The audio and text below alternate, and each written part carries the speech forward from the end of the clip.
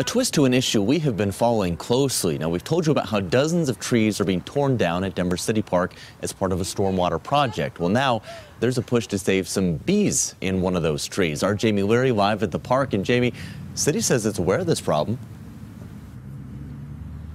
We called the city and it definitely wants to save the bees. Neighbors around here, of course, want to save the hive up in this tree.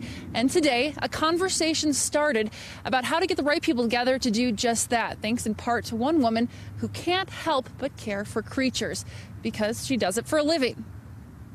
Just some medications, a little bit of rest. Dr. Kelly Kopp is one woman any animal would be lucky to encounter. I think it's hard to be an animal lover and a veterinarian and not care about everything else along with that. Even the little guys like bees up until the big guys like elephants and whales. She's a neurologist and normally works with cats and dogs, but she recently took on a different kind of animal crisis while on her walk through the City Park golf course. And there's a bunch of bees buzzing around, so look up and there's a hive up there.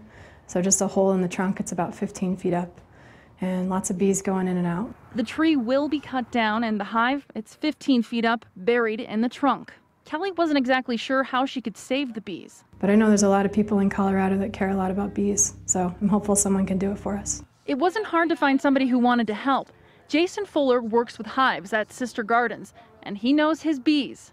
At this time of year, the males are responsible for not a whole lot, but the females kick the males out. They've stored up over 30 pounds of honey and are shutting down for the winter. If we move this hive, they would actually have to be out of the tree, so they would lose essentially all their honey. The hive can be moved, but if we can wait until spring, it would be the best available option. As for Kelly, she'll likely continue to walk by the bees until they're safe.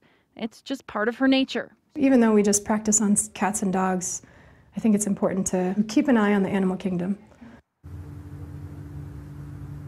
Right now, the city is going over some options that could keep the tree here until the spring. Another option is to cut the section of the tree out with the hive in it and put it in another hive area. So there are some options. They will try and save the bees. Live in Denver, Jamie Leary, covering Colorado First. Thank you, Jamie.